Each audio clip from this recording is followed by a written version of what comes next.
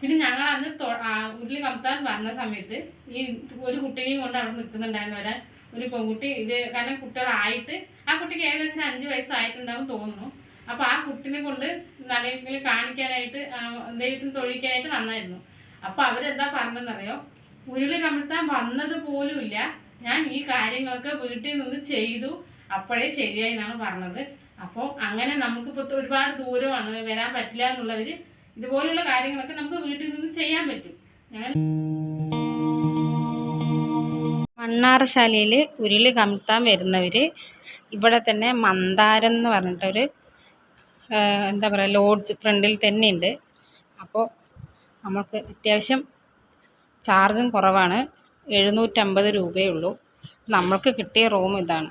ഇത് ശരിക്കും പറഞ്ഞാൽ അവർ ഗസ്റ്റ് ഹൗസായിട്ട് ഉപയോഗിക്കുന്നതാണെന്നാണ് പറഞ്ഞത്. അതുകൊണ്ടാണ് ഇത്ര ചാർജിൽ കൊടുക്കുന്നതെന്ന് പറഞ്ഞിട്ട് ഇവിടെ എഴുതി വെച്ചിട്ടുണ്ട്. കുറേ ഇതിൻ്റെ നിബന്ധനകളൊക്കെ ഇവിടെ എഴുതി വെച്ചിട്ടുണ്ട്. ഞങ്ങൾ 3 ആളാണുള്ളത്, ഞാനും ഏട്ടനും പിന്നെ എൻ്റെ അനിയനും. അപ്പം അങ്ങനെ ഞങ്ങൾ വന്ന് റൂമിലെത്തി. അമ്പലത്തിൻ്റെ ഫ്രണ്ടിലത്തെ റൂം തന്നെയാണ് ഞങ്ങൾക്ക് കിട്ടിയത്.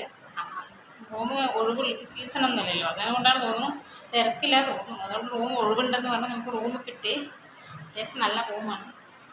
അപ്പം ഇനി നാളെയാണ് ഉരുളി കമഴ്ത്താൻ പോകുന്നത്, നാളെയാണ്. അപ്പോൾ ഉരുളി കമഴ്ത്തുന്നതിനെ കുറിച്ചിട്ട് എന്തൊക്കെയാണ് എനിക്ക് അറിയുന്നത് പോലെ ഞാൻ വീഡിയോ ചെയ്യുന്നതായിരിക്കും. നാളെ അമ്പലത്തിൽ പോയിട്ട് ഞങ്ങൾ എന്തൊക്കെ ചെയ്യുന്നുണ്ട് എന്നുള്ളത്. കാരണം ഒരുപാട് പേര് കുട്ടികളില്ലാതെ കഷ്ടപ്പെടുന്നത് അറിയാവുന്നതാണ്. കാരണം അതിൻ്റെ കഷ്ടപ്പാട് എന്താണെന്ന് എനിക്ക് നന്നായി അറിയാമല്ലോ. അപ്പോൾ അതുകൊണ്ട് അങ്ങനെ ഉരുളി കമഴ്ത്തണം എന്ന് ആഗ്രഹമുള്ളവർക്ക് കറക്റ്റായിട്ട് എന്തൊക്കെയാണ് ഇവിടെ വന്ന് ചെയ്യേണ്ടത് അതൊക്കെ ഒരു വീഡിയോ ആയിട്ട് ചെയ്യുന്നതായിരിക്കും. ഇപ്പം ഞങ്ങൾ രാത്രി 9 മണിയായി, 9:30 ഇപ്പോൾ ഇവിടെ വന്ന് എത്തുമ്പോൾ. 27-ാം തീയതി രാത്രിയാണ് ഞങ്ങൾ വന്നത്. 28-ാം തീയതി നാളെ ഞങ്ങളുടെ വെഡിങ് ആനിവേഴ്സറിയാണ്. അപ്പോൾ ആ ദിവസം തന്നെ ഉരുളി കമഴ്ത്തണം എന്ന് പറഞ്ഞിട്ടാണ് ഞങ്ങൾ വന്നത്. അപ്പോൾ എന്തായാലും എല്ലാവരും ഒന്ന് വിഷ് ചെയ്യുന്നത്. ചിലപ്പോൾ ഈ വീഡിയോ ഞാൻ 28-ാം തീയതി കഴിഞ്ഞിട്ടായിരിക്കും ആഡ് ചെയ്യുന്നത്. കാരണം നമ്മൾ ഉരുളിയൊക്കെ കമഴ്ത്തി എന്നിട്ടൊക്കെ വന്ന് റെസ്റ്റ് എടുക്കുന്ന സമയത്തല്ലേ നമുക്ക് വീഡിയോ എഡിറ്റ് ചെയ്യാനൊക്കെ പറ്റുള്ളൂ. അപ്പം എന്നാലും എങ്ങനെയാണ് ഉരുളി കമഴ്ത്തേണ്ടത്, എന്താണ് അതിൻ്റെ ഓരോരോ കാര്യങ്ങളും ഞാൻ കൃത്യമായിട്ട് വീഡിയോ ചെയ്യുന്നതായിരിക്കും. ഇനി പോയിട്ട് ഞാൻ റെസ്റ്റ് എടുത്തിട്ട് നാളെ ബാക്കി വീഡിയോ ചെയ്യാം. അപ്പം എല്ലാവർക്കും ഗുഡ് നൈറ്റ്. ഏട്ടാ ഇവിടെ നോക്കി ഹായ് പറഞ്ഞേ, നല്ല സന്തോഷല്ലേ. എല്ലാവരും കാണാൻ നല്ലതല്ലേ, ഫ്രഷ് ആയിട്ടുണ്ടല്ലേ. ഇതിൻ്റെയാന്ന് തോന്നുന്നു. രാവിലെ തന്നെ പോയി തൊഴുതിട്ട് വന്നു. ഇനി നമ്മൾ ഉരുളി കമഴ്ത്താൻ പോവുകയാണ്. നമ്മൾ പോയിട്ട് അതിനകത്ത് പോയി വീഡിയോ എടുക്കാൻ പറ്റില്ല. അപ്പോൾ അവിടെ പോയിട്ട് നമുക്ക് ബാക്കി പറയാം എന്താണ് അവിടെ. നമ്മൾ താമസിച്ച റൂമിൻ്റെ താഴെയായിട്ട് ശിവൻ തപസ് ചെയ്യുന്ന പോലെ ഒരു എന്താ പറയുക, ഒരു വിഗ്രഹമൊക്കെ വെച്ചിട്ട് നല്ല ഭംഗിയുണ്ട് അതിനകത്ത് കാണാനായിട്ട്. നമ്മൾ അതിനകത്ത് കയറുമ്പോൾ തന്നെ ഭയങ്കര പോസിറ്റീവ് എനർജി ആയിട്ട് തോന്നി. ആദ്യമേ നമ്മളത് കണ്ടിട്ടാണ് മേലോട്ട് കയറി പോകുന്നത്. മേലെയായിരുന്നു, 2ാമത്തെ ഫ്ലോറിലായിരുന്നു ഞങ്ങൾക്ക് കിട്ടിയത് റൂം. അപ്പോൾ നല്ല ഒരു ശരിക്കും നമ്മൾ എണീറ്റ് ആദ്യം താഴേക്ക് നോക്കുമ്പോൾ കാണുന്നതും അത് തന്നെ, ശിവൻ ധ്യാനം ചെയ്യുന്നത് പോലെ.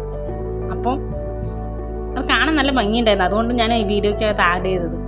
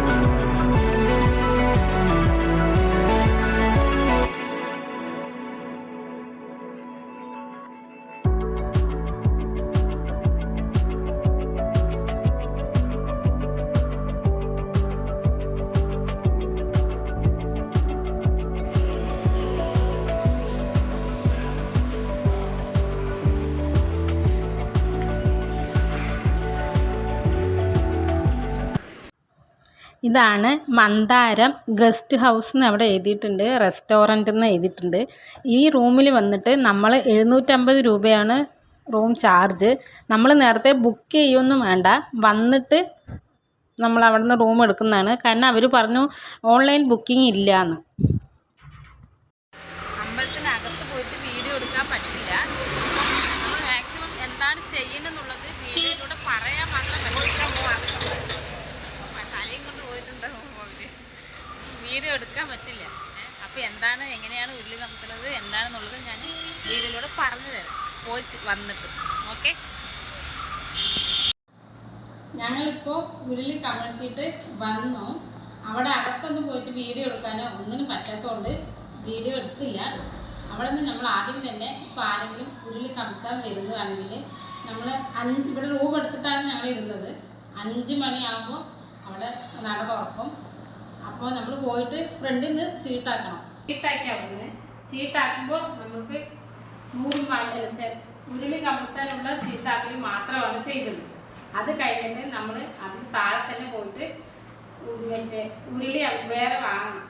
ഈ ചീട്ട് കൊണ്ട് കാണിച്ചതെന്ന് വെച്ചാൽ അവിടെ നമ്മൾ തനിയെ തന്നെ പേയ്മെൻറ്റ് കൊടുക്കണം. അവിടെ പോയിട്ട് ഉരുളി വാങ്ങണം. ഉരുളി വാങ്ങി കഴിഞ്ഞിട്ട് കേട്ടാ ഉരുളി വാങ്ങി കഴിഞ്ഞ് നമ്മൾ എന്താ ചെയ്യുന്നത്? ഉരുളി വാങ്ങിയിട്ട് നടയിൽ വെക്കുക. നടയിൽ വെച്ചിട്ട് നല്ലോണം പ്രാർത്ഥിച്ചുകൊണ്ടിരിക്കുന്ന സമയത്ത് പ്രാർത്ഥിച്ചു കഴിഞ്ഞാൽ ആ നമ്പൂതിരി അവിടെ വഴിപാട് നടത്തുന്ന നമ്പൂതിരി വന്നിട്ട് പറയും എന്താണ് ചെയ്യേണ്ടത്, എങ്ങനെയാണ് വഴിപാടെന്നുള്ളത് അവർ പറയും.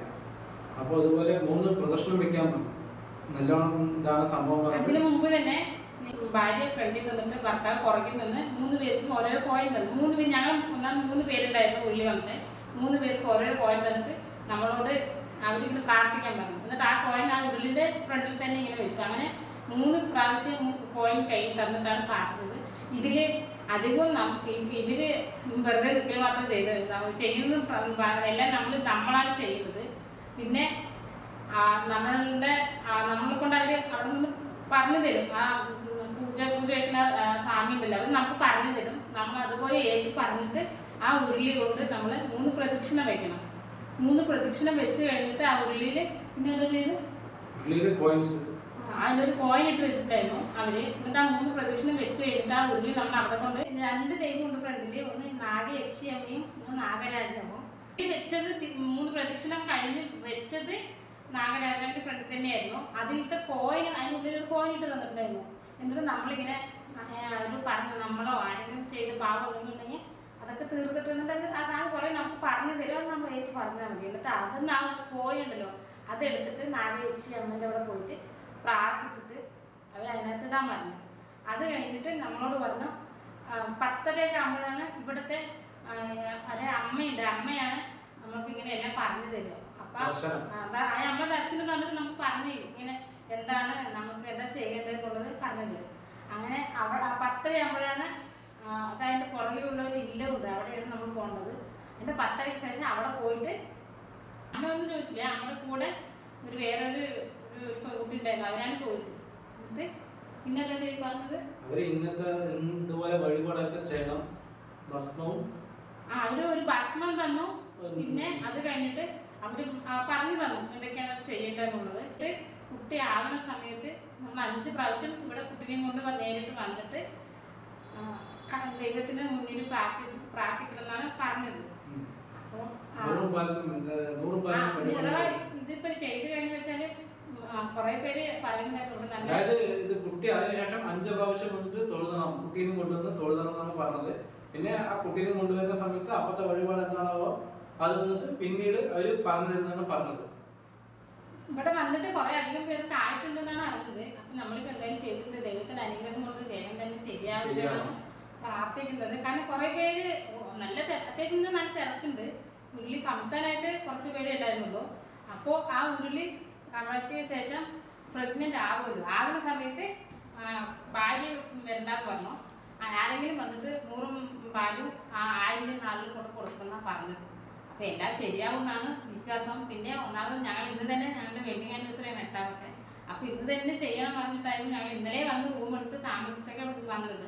അപ്പോൾ ആരെങ്കിലും അങ്ങനെ വരണമെന്നുണ്ടെന്ന് വെച്ചാൽ 5:30 തൊട്ട് ഇവിടെ പൂജ കഴിക്കുന്നുണ്ട്.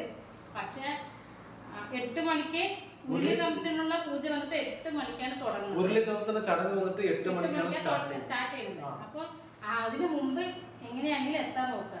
ഇല്ലാന്ന് പറഞ്ഞാൽ ഇവിടെ എന്താണ് മന്ദാരം അല്ലേ, അമ്പലത്തിന്റെ തന്നെ ഗസ്റ്റ് ഹൗസ് ആണ്. വലിയ ചാർജ് ഒന്നുമില്ല, 750 രൂപയേ ഉള്ളൂ. എന്താണ് കാണില്ല, 750 രൂപയേ ഉള്ളൂ ഒരു ദിവസത്തിന്. അപ്പോൾ എന്തായാലും ഒരുപാട് സങ്കടപ്പെട്ട് നമ്മൾ ഒന്നും ചെയ്യാതിരിക്കുന്നതിനേക്കാളും ദൈവം എന്തെങ്കിലുമൊക്കെ ചെയ്ത് അനുഗ്രഹം തരുവാണെങ്കിൽ നമ്മൾ പാതി ദൈവം പാതി ആണല്ലോ. അപ്പം നല്ല അമ്പലമാണ്. ഇവിടെ വന്ന് ഒരു പോസിറ്റീവ് എനർജി കിട്ടും. പ്രത്യേകിച്ച് അമ്മനെ കാണുമ്പോൾ നമുക്ക് ഭയങ്കര എന്തോ ഒരു പോസിറ്റീവ് എനർജി പോലെ ഉണ്ട്. എല്ലാം കൊണ്ടും നല്ല ഇതായിരുന്നു. അപ്പോൾ എന്തായാലും കുറേ ഇങ്ങനെ സങ്കടപ്പെട്ട് ടെൻഷൻ അടിച്ചിട്ട് ഞങ്ങൾക്ക് എന്തായാലും അറിയാം അതിൻ്റെ ടെൻഷൻ എന്താണെന്നൊക്കെ. അപ്പോൾ കുറേ ടെൻഷൻ അടിച്ചിരിക്കുന്നെങ്കിലും നമ്മൾ എന്തെങ്കിലും ഇതുപോലെ ഇവിടെ വന്ന് നടന്നിട്ടുണ്ടെന്ന് ഒരുപാട് പേര് പറഞ്ഞത് കാരണം കൊണ്ടാണ് ഞങ്ങൾ വന്നത്. അപ്പോൾ പറ്റുന്നവർ വന്നിട്ട് ഇതേപോലെ ഞങ്ങൾ എന്തായാലും റിസൾട്ട് എന്താണെന്നുള്ളത് ഞങ്ങൾ വീഡിയോ ചെയ്യുന്നതായിരുന്നു. ഇപ്പം ഞങ്ങളിപ്പോൾ തൊഴുതൊക്കെ കഴിഞ്ഞു, ഇനി ഞങ്ങൾ വീട്ടിലേക്ക് പോകാൻ നിൽക്കുകയാണ്. അഥവാ ഇനി എവിടെയെങ്കിലും പോകുകയാണെങ്കിൽ അടുത്ത വീഡിയോയിൽ കാണാം. ബൈ. മണ്ണാർശാനിൽ തൊഴുത് ഇറങ്ങി ഇനി ഞങ്ങൾ വീട്ടിലേക്ക് പോവാണ്. അപ്പോൾ ബൈ. ഞങ്ങളിപ്പോൾ മാവേലിക്കര റെയിൽവേ സ്റ്റേഷനിൽ നിന്ന് പാലക്കാട്ടിലേക്ക് ട്രെയിൻ കയറാനായിട്ട് വരിക. 5 മിനിറ്റിൽ വരും. ഇപ്പോൾ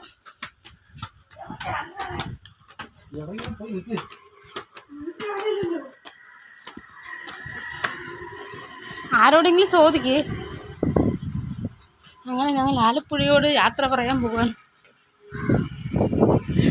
മാവേലിക്കരാന്ന് കാണണ്ട,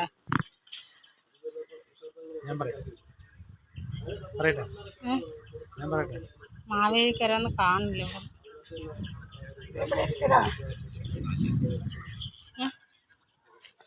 എവിടെ സ്റ്റേഷൻ നമ്പർ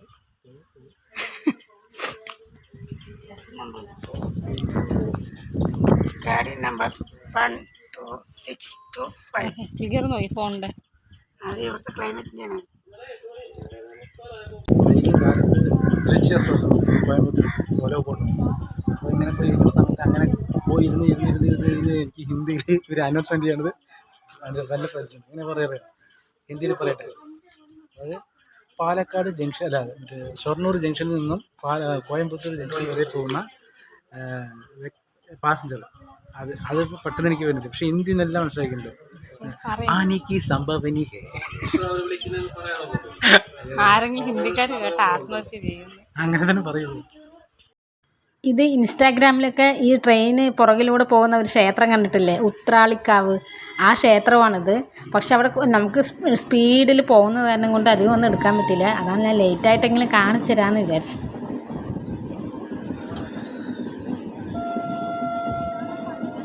പാലക്കാട് മാത്രമല്ല നെൽപ്പാടം ഉള്ളതെന്ന് ഇപ്പോൾ മനസ്സിലായില്ലേ. നമ്മൾ ഏത് ജില്ലയിൽ കേരളത്തിൽ പോയാലും നെൽപ്പാടം കാണാത്ത ഒരു സ്ഥലവുമില്ല. പക്ഷെ കുറച്ചേ ഉണ്ടാവുള്ളൂ, പാലക്കാട് കൂടുതലുണ്ടാവും. ഇത് തൃശ്ശൂരാണ്. എല്ലാം ഇങ്ങനെ വിളഞ്ഞ് നിൽക്കുന്ന നെൽപ്പാടമാണ്, കൊയ്യാനായിട്ട് റെഡിയായിട്ട് നിൽക്കുന്നത്. കാണാൻ നല്ല ഭംഗി കണ്ടപ്പോൾ ഞാൻ വിചാരിച്ചു നമ്മൾ മാത്രം ആസ്വദിച്ചിട്ട് കാര്യമില്ലല്ലോ, എല്ലാവർക്കും കാണിച്ചു തരാമെന്ന്. നമ്മുടെ എന്താണ് ആലപ്പുഴ യാത്ര പൂർത്തിയായി.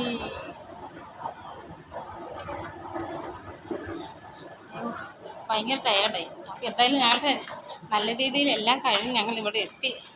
ഇപ്പം നമ്മൾ ട്രെയിനിലായതും കൊണ്ട് വലിയ ക്ഷീണമില്ല. ബസ്സിലാണെങ്കിൽ ഇതിനേക്കാളും ക്ഷീണിച്ചാൽ പോയിട്ട് ബാക്കി ബൈ. ഈ വീഡിയോയിൽ ഉരുളി കമ്പത്തുന്നത് എങ്ങനെയാണെന്ന് ഞങ്ങൾ ഉരുളി കമിഴ്ത്തിയിട്ട് വന്നപ്പോൾ തന്നെ പറഞ്ഞിട്ടുണ്ട്. പക്ഷെ അത് വ്യക്തമായിട്ട് ക്ലിയർ ആയിട്ട് മനസ്സിലാവുന്നില്ലല്ലോ വിചാരിച്ചിട്ടാണ് വീണ്ടും അത് ഒരിക്കൽ കൂടി ആരെങ്കിലും പോവുകയാണെങ്കിൽ അവർക്ക് അറിയാനായിട്ട് പറയുന്നത്. കേരളത്തിൽ നാഗപൂജയ്ക്ക് പ്രസിദ്ധമായ ക്ഷേത്രമാണ് ആലപ്പുഴ ഹരിപ്പാടുള്ള മണ്ണാറശാല ക്ഷേത്രം.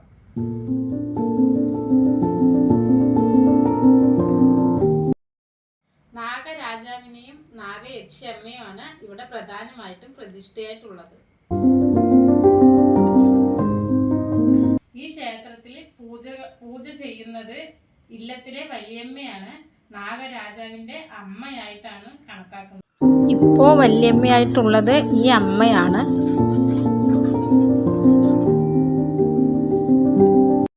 നാഗരാജാവ് മഹാവിഷ്ണുവിൻ്റെയും പരമശിവന്റെയും ചൈതന്യമായി കണക്കാക്കുന്നു. വാസുകിയും അനന്തനും ഇവിടെ പ്രധാന പ്രതിഷ്ഠകളാണ്. സർപ്പദോഷങ്ങൾ മാറാനും സന്താന ഭാഗ്യത്തിനും ത്വക്ക് രോഗത്തിനും ഇവിടെ ഒരുപാട് വഴിപാടുകളുണ്ട്. അത്രയും ചെയ്താൽ ഇതെല്ലാം ശരിയാവും എന്നാണ് വിശ്വാസം. ക്ഷേത്രത്തിൽ ഒരുപാട് ചരിത്രങ്ങളുണ്ട്, കഥയെല്ലാം ഉണ്ട്. പക്ഷെ അതൊന്നും ഞാനിപ്പോൾ വിശദമായിട്ട് പറയുന്നില്ല. കാരണം ഗൂഗിളിൽ എല്ലാം കറക്റ്റായിട്ട് പറയുന്നുണ്ട്. അപ്പോൾ നമ്മൾ ഉരുളി കമിഴ്ത്തുന്നത് എങ്ങനെയാണെന്ന് മാത്രം കറക്റ്റായിട്ട് പറഞ്ഞു തരാനാണ് ഞാൻ വീഡിയോ ചെയ്യുന്നത്. അപ്പോൾ നമുക്ക് ഉരുളി കമിഴ്ത്തുന്നത് എങ്ങനെയാണെന്ന് നോക്കാം. നമ്മൾ പോയിട്ട് ചീട്ടാക്കണം. ഭാര്യയുടെയും ഭർത്താവിൻ്റെയും നാളും പേരും പറഞ്ഞ് ചീട്ടാക്കുക. ആ ചീട്ട് കൊണ്ടുപോയിട്ട് അവിടെ തന്നെ തൊട്ട് താഴെയായിട്ട് അത് കൊടുത്തു കഴിഞ്ഞെന്ന് വെച്ചാൽ അവരൊരു ഉരുളി തരും നമ്മൾക്ക്. ഒരു ചെറിയൊരു ഉരുളി. ആ ഉരുളി നമ്മൾ അതിന് പൈസ കൊടുക്കണം. എന്നിട്ട് അത് നമ്മൾ നാഗരാജാവും നാഗയക്ഷി അമ്മയും പ്രതിഷ്ഠയായിട്ടാണ് ഉള്ളത്. അത് ഒരു വലിയ വലിയൊരു ക്ഷേത്രത്തിൽ തന്നെ 2 പ്രതിഷ്ഠയായിട്ടാണ് അവിടെ ഉള്ളത്. അപ്പോൾ രാജാവിൻ്റെ മുന്നിലാണ് നമ്മൾ ഉരുളി കൊണ്ട് വെക്കുന്നത്. ഉരുളി കൊണ്ട് വെക്കുന്ന സമയത്ത് അവിടുത്തെ തിരുമേനി നമ്മൾക്ക് പറഞ്ഞു തരും. ഇപ്പോൾ 3 പേരുണ്ടായിരുന്നു ഞങ്ങളോടൊപ്പം തന്നെ. ഞാനും അതുകൂടാതെ വേറെ 2 കുട്ടികളും ഉണ്ടായിരുന്നു. അവർ പറയുന്നത് മെയിനായിട്ട് ഭാര്യയാണ് ഉരുളി പിടിക്കുന്നതും അവിടുത്തെ അവർ പറഞ്ഞു തരുന്ന കാര്യങ്ങളൊക്കെ ചെയ്യുന്നതും ഭാര്യയാണ്. തൊട്ട് പുറകിലായിട്ട് തന്നെ ഭർത്താവിന് നിൽക്കാൻ പറഞ്ഞു. അങ്ങനെ ഞങ്ങൾ അങ്ങനെ നിന്നപ്പോൾ ആ ഉരുളി അവിടെ വെച്ചിട്ട് ആദ്യം ഒരു കയ്യിൽ ഒരു കോയിൻ തന്നു, 1 രൂപയുടെ ഒരു കോയിൻ. എന്നിട്ട് നമ്മളെ കൊണ്ട് കുറേ കാര്യങ്ങൾ അവർ പറഞ്ഞു തന്നു. എന്നിട്ട് ആ കോയിൻ ആ ഉരുളിയുടെ ഫ്രണ്ടിൽ വെക്കാൻ പറഞ്ഞു. അടുത്തത് അതേപോലെ അങ്ങനെ 3 കോയിൻ തന്നിട്ടും അത് സാധാരണ നമ്മൾ എന്തെങ്കിലും ദോഷം, നമുക്ക് നാഗത്തിന് എന്തെങ്കിലും ദോഷം ഉണ്ടെങ്കിലോ അതൊക്കെ തീർത്ത് തരണം വേണ്ടി കുറേ കാര്യങ്ങൾ ഇങ്ങനെ പറഞ്ഞു തരും. പിന്നെ നമുക്ക് കുറച്ചിങ്ങനെ മന്ത്രം പോലെ ഇതൊക്കെ പറഞ്ഞു തരും. അതാണ് ആ കോയിൻ അവിടെ വെച്ചിട്ട് ഒരു കോയിൻ ആ ഉരുളിയുടെ അകത്തിട്ട് തന്നു. എന്നിട്ട് 3 പ്രാവശ്യം നമ്മൾ ആ അമ്പലം പ്രദക്ഷിണം വെക്കാൻ പറഞ്ഞു. അതിനുശേഷം ആ ഉരുളി വീണ്ടും നാഗരാജാവിന്റെ ഫ്രണ്ടിൽ തന്നെ കൊണ്ടുവച്ചു. എന്നിട്ട് അതിനകത്തൊരു കോയിൻ ഇട്ടിട്ടുണ്ടായിരുന്നല്ലോ, ആ കോയിൻ നമ്മളുടെ കയ്യിലെടുത്തിട്ട് നാഗയക്ഷി അമ്മന്റെ ഫ്രണ്ടിൽ പോയിട്ട് നമ്മൾ പ്രാർത്ഥിക്കുക. നമുക്കെല്ലാം ശരിയാവണം. അത് പ്രാർത്ഥിച്ചിട്ട് ആ കോയിൻ നാഗയക്ഷി അമ്മന്റെ ക്ഷേത്രത്തിന് ഫ്രണ്ടിലായിട്ട് വെക്കാൻ പറഞ്ഞു, നടക്കലില്. അങ്ങനെ അവിടെ വെച്ച്. പക്ഷെ നമ്മൾ ഇതെല്ലാം ദൈവത്തിന് നമ്മളിപ്പോൾ ആ ഉള്ളിൽ കയറിയിട്ടല്ല തൊഴുതുന്നത്. കാരണം ഉള്ളിലേക്ക് ആരെയും അങ്ങനെ അവരായിട്ടുള്ള ആ ക്ഷേത്രവുമായിട്ട് ബന്ധമുള്ളവർക്ക് മാത്രമേ ക്ഷേത്രത്തിന് അകത്ത് കയറാൻ പറ്റുള്ളൂ. നമ്മൾക്ക് ആ ഫ്രണ്ടിൽ നിന്ന് തൊഴാൻ മാത്രമേ പറ്റുള്ളൂ. എന്നിട്ട് അവിടെ ആ കോയിൻ വെച്ച് എന്നിട്ട് അവിടെ നിന്ന് ഒരു പൂജാരി നമ്മളോട് പറഞ്ഞു തന്നു, 10:30 ആകുന്ന സമയത്ത് നാഗരാജാവിൻ്റെ അമ്മയായിട്ട് സങ്കല്പിക്കുന്ന വല്യമ്മയെ കാണണമെന്ന് പറഞ്ഞിട്ടുണ്ടായിരുന്നു. അത് 10:30 ആകുമ്പോൾ നമ്മളിത് ഉരുളി കമിഴ്ത്തുന്നത് രാവിലെ 8 മണിക്ക് കഴിയും. അത് കഴിഞ്ഞ ശേഷം 10:30 ആകുമ്പോഴാണ് നമ്മൾ വല്യമ്മനെ കാണാൻ പോകുന്നത്.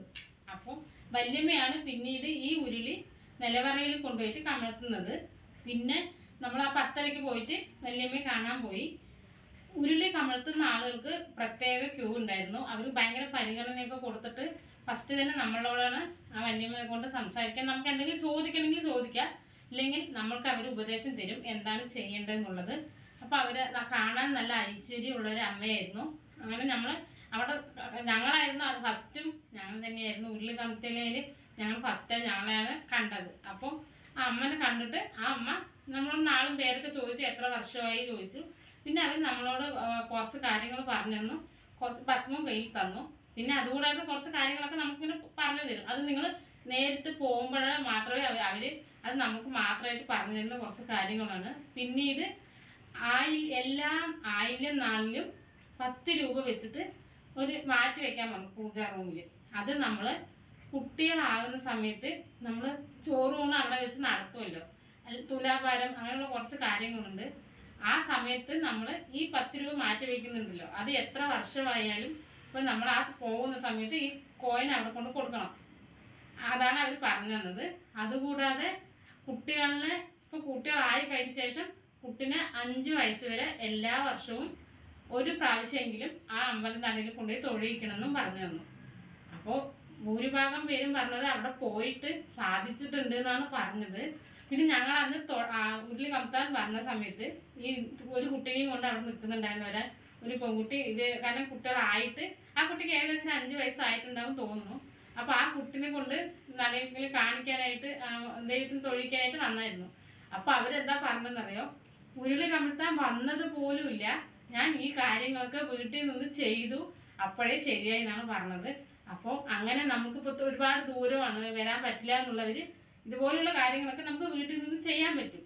അങ്ങനെ ചെയ്ത് പ്രാർത്ഥിച്ചിട്ട് നടന്ന ശേഷം നമ്മൾ കുട്ടിനെയും കൊണ്ട് ഇപ്പം അവർ ചെയ്തല്ലോ അതേപോലെ കുട്ടിനെയും കൊണ്ട് നമ്മൾ അവിടെ പോകണം. കാരണം അവർ നമ്മൾ പറഞ്ഞു കഴിഞ്ഞാൽ അത് ചെയ്യണം എന്നാണല്ലോ. അപ്പോൾ ഒരു ദിവസം പോയാൽ മതി. അപ്പോൾ എല്ലാവരും അവിടെ ചെന്നിട്ട് തന്നെ ഈ വഴിപാട് നടത്തണം എന്നില്ല, വീട്ടിൽ നിന്ന് പ്രാർത്ഥിച്ചാലും നടക്കും എന്നുള്ളതിന് ഒരു ഉദാഹരണം കൂടിയാണ്. ആ കുട്ടി നല്ല ഒരു ഐശ്വര്യമുള്ള കുട്ടിയായിരുന്നു, നല്ല ചന്നുള്ള ഒരു പെൺകുട്ടി. അപ്പോൾ ആ കുട്ടിനെ കണ്ടപ്പോൾ തന്നെ മനസ്സിലായി നമുക്ക് കാര്യങ്ങൾ സാധിക്കുന്ന ഒരു വിശ്വാസം വന്നു. അപ്പോൾ ഇത്രയാണ് നമ്മളവിടെ ചെയ്തത്. ഇനി പിന്നീട് അവർ പറഞ്ഞത് ഞാൻ പ്രഗ്നൻ്റ് ആയി കഴിയുമ്പോൾ 1,000 നാളിൽ വന്നിട്ട് ഏട്ടൻ അവിടെ പോയിട്ട് 100 പാലും നടത്തണം എന്ന് പറഞ്ഞിട്ടുണ്ട്. പിന്നെ നമ്മൾ കുട്ടി ആയ ശേഷം പിന്നെ ചെയ്യേണ്ട കാര്യങ്ങളൊക്കെ അവർ പറയുന്നതാണ് പറഞ്ഞത്. ഇത്രയുമാണ് ഉരുള് കമഴ്ത്തുന്ന സമയത്ത് നമ്മൾ അവിടെ ചെയ്തത്. അപ്പോൾ ആരെങ്കിലും അങ്ങനെ പോകാൻ ആഗ്രഹം ഉണ്ടെങ്കിൽ നമ്മൾ ഈ വീഡിയോയിൽ തന്നെ അഡ്രസ്സും എങ്ങനെയാണ് പോകേണ്ടതൊക്കെ കൃത്യമായിട്ട് പറയുന്നുണ്ട്. അപ്പോൾ അതുപോലെ പോയിട്ട് ചെയ്യുക. അപ്പോൾ ഈ വീഡിയോ നിങ്ങൾക്ക് ഇഷ്ടമായ ലൈക്ക് ചെയ്യണം, കമൻറ്റ് ചെയ്യണം, സബ്സ്ക്രൈബ് ചെയ്യണം. അപ്പോൾ അടുത്ത വീഡിയോയിൽ കാണുന്നവരേക്കും ബൈ.